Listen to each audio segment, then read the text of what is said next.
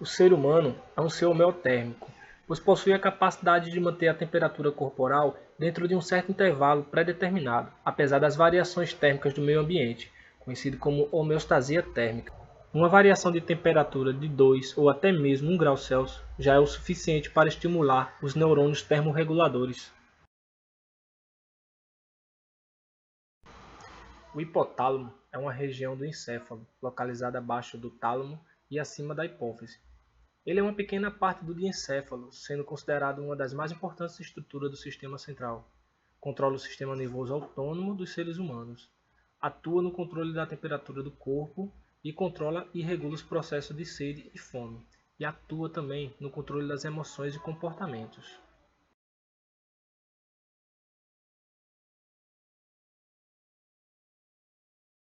A diminuição da temperatura corporal normalmente é resultado da influência do meio ambiente, que provoca a perda de calor por radiação e condução.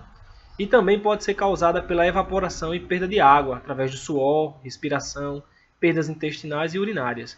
O frio é contrabalanceado pelo nosso corpo não apenas com comportamentos como o encolhimento e reflexo, como o arrepio, mas também com a produção de calor endógeno, derivado da atitude muscular, como movimentos e calafrios, como também da alimentação e dos processos oxidativos do metabolismo energético.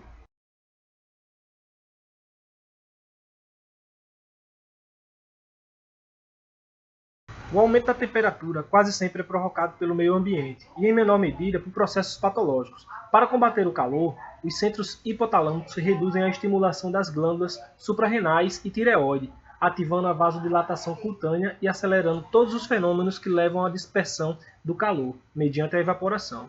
Desse modo, há aumento tanto da frequência da ventilação pulmonar quanto da sudorese.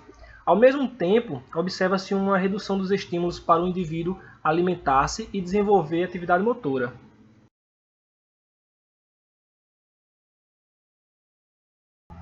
Além de garantir a qualidade hidrossalina, a água é indispensável para manter a estabilidade térmica. É uma substância que apresenta a máxima condutividade do calor e, ao mesmo tempo, a máxima capacidade térmica. Assim, por um lado, contribui para manter constante a temperatura corpórea e, por outro, permite resfriá-lo rapidamente.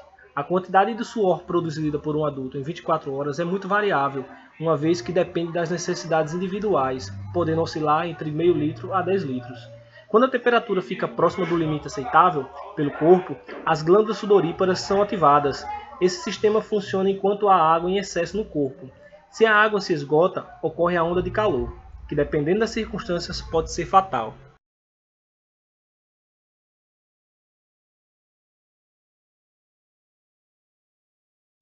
Febre é o próprio corpo que aumenta sua temperatura. Isso ocorre porque os leucócitos produzem fatores pirógenos que agem sobre os centros termorreguladores do hipotálamo, fazendo com que a temperatura corporal fique com um nível mais alto.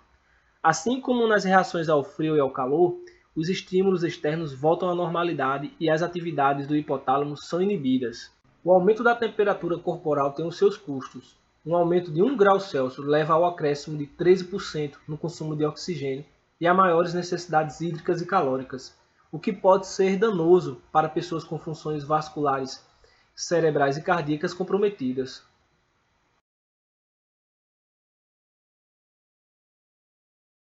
O sangue que passa no interior da pele, trazendo o calor da parte interna do corpo para a parte periférica, aumenta a perda de calor. Quando a temperatura do meio externo está próxima com a do nosso corpo, os vasos sanguíneos que passam pela pele ficam dilatados.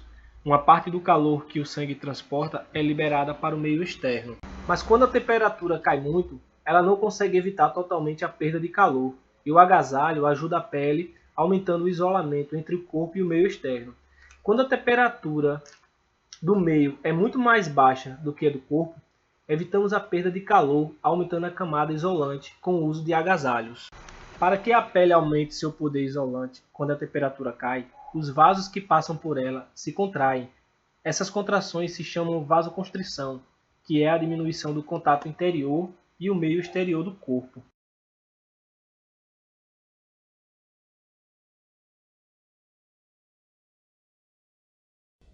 Espalhados pelo corpo humano em todos os segundos do dia, os nervos levam sensações ao cérebro.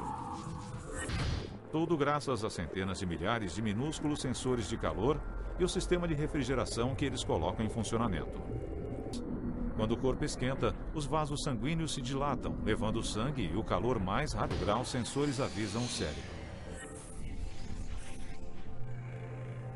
O termo evapora, a água resfria o corpo. Em condições normais, sobrepondo-se ao termostato do corpo, o cérebro dá a ordem de parar a transpiração.